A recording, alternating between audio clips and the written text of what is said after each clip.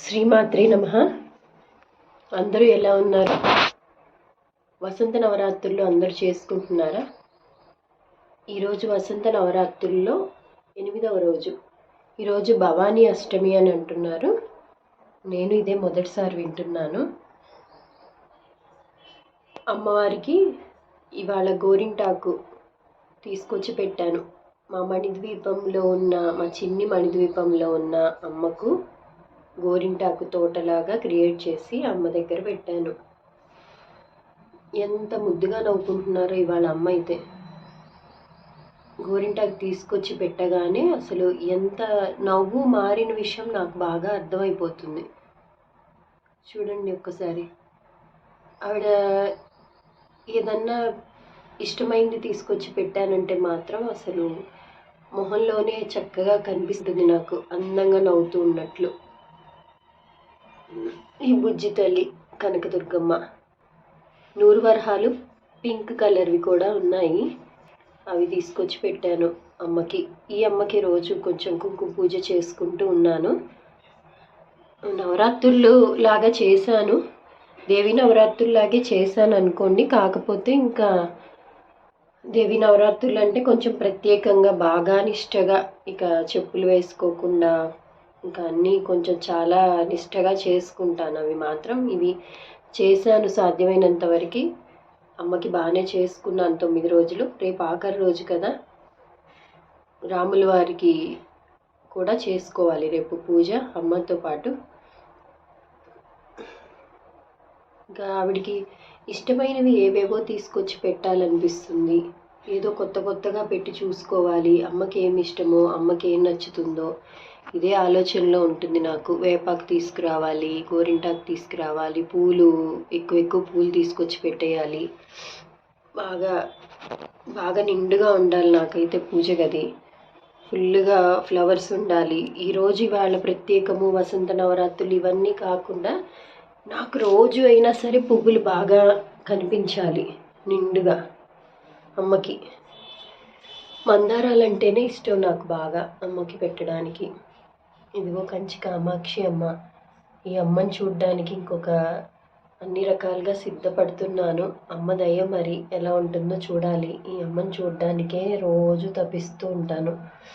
ఒక 2 నెలల్లో వెళ్తానని అనుకుంటున్నాను. బుక్ చేసుకున్నాము అన్ని రకాలుగా. అయితే నేను విన్నది ఏంటంటే ఈ సంవత్సరం కొంచెం హెల్త్ ఇష్యూస్ అందరికీ వస్తాయని అంటున్నారు. అమ్మని నమ్ముకుంటే ఈ గ్రహాలు ఇవన్నీ మనల్ని ఏం చేయలేవు. కాకపోతే ఒక్క విషయం ఏంటంటే హెల్త్ ఇష్యూస్ చాలా వస్తాయి ఈ సంవత్సరం. క్రోధినామ సంవత్సరం, కోపాలు ఎక్కువ, హెల్త్ ఇష్యూస్ ఎక్కువ అంటున్నారు. అయితే నిన్న విన్నాను, నేను లలిత పారాయణకి వెళ్ళాను నిన్న. నన్ను ఒకళ్ళు పిలిచారు. అక్కడ ఒక ఆవిడ చెప్తున్నారు, సుబ్రహ్మణ్య స్వామి కరావలంబ స్తోత్రం అంటే సుబ్రహ్మణ్య అష్టకం కూడా రోజు మాత్రం చదివితే హెల్త్ ఇష్యూస్ ఏం లేకుండా ఉంటాయి ఈ సంవత్సరం అంతా. రోజు చదవండి అని చెప్తున్నారు. నేను ట్యూస్డేస్ చదువుకుంటాను మామూలుగా ఎప్పుడైనా. ఇంకా రోజు చదవాలని అనుకున్నాను. ఇంకా అమ్మ గురించి ఏం చెప్తామో చెప్పండి. ఆవిడ దయ లేకుండా ఇన్ని చేయగలనా, ఇంత ఓపిక ఇస్తుందా? ఆవిడ దయ లేకుండా నేను ఇన్ని చేయగలనా? ఏంటంటే మేము ఒక 10 ఇయర్స్ బ్యాక్ నుంచే, 10 ఇయర్స్ బ్యాక్ నుంచే ఈ వసంత నవరాత్రులు అనేవి చేసుకునేవాళ్ళం. ఎలా అంటే అపార్ట్మెంట్లో ఉండేవాళ్ళం ఇదివరకు మేము. అప్పుడు ఒక్కొక్క ఫ్లాట్లో ఒక్కొక్కళ్ళం లలిత పారాయణం పెట్టుకునేవాళ్ళం. ఈ 9 days అసలు చాలా బాగా జరిగేది. అలా తెలుసు అనమాట నాకు. ఆంటీ వాళ్ళు ఉండేవాళ్ళు. ఆంటీ వాళ్ళు కూడా బాగా చేస్తారు అమ్మవారికి. వాళ్ళు చెప్పారనమాట, ఇలా 9 days చదివితే చాలా మంచిది అని. ఇంకప్పటి నుంచి నేను స్పెషల్గా ఇంకా పూజ ఇన్స్టాగ్రామ్ యూట్యూబ్ లేకముందు నుంచి 10 years నుంచి నేను చేసుకుంటా. ఇంకేంటంటే ఇంకొంచెం పూలు పెట్టుకోవడం, ఇంకొంచెం ముద్దుగా చూసుకోవడం. ఈ తల్లి 3 years బ్యాక్ వచ్చారు మా ఇంటికి. ఈ తల్లిని పెట్టేసుకుని అన్ని దేవతల్ని అమ్మలోనే చూసుకుంటాను. అందరూ ఉన్నారు, మా కులదైవము, ఈయన మా కులదైవం, వీళ్ళందరూ ఉన్నారు. కానీ ఆయన్ని చూసుకుంటాను, అమ్మని చూసుకుంటాను. అందరినీ నేను అమ్మలోనే చూసుకుంటున్నాను. అట్లా ఈ పాదాలు, ఈ పాదాల కోసమే ఈ పూజ గది మొత్తానికి అందాన్ని ఇచ్చింది ఈ పాదాలు. ఉదయం నుండి అమ్మకు ఎన్నో పనులు ఉంటాయి. విజయవాడలో ఉన్న అమ్మకు ఎంతోమంది భక్తులు, ఎంతోమందిని చూడాలి, ఎంతోమంది సమస్యలు వినాలి, అమ్మని చూడడానికి ఎంతోమంది వస్తారు అని అనిపిస్తుంది నాకు.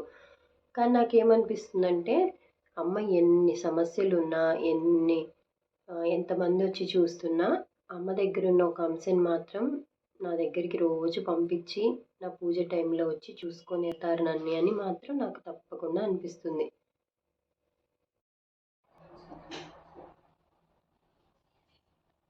ఆవిడ్ని చూసుకోవడం, ఆవిడ్ని చూసి మురిసిపోవడం.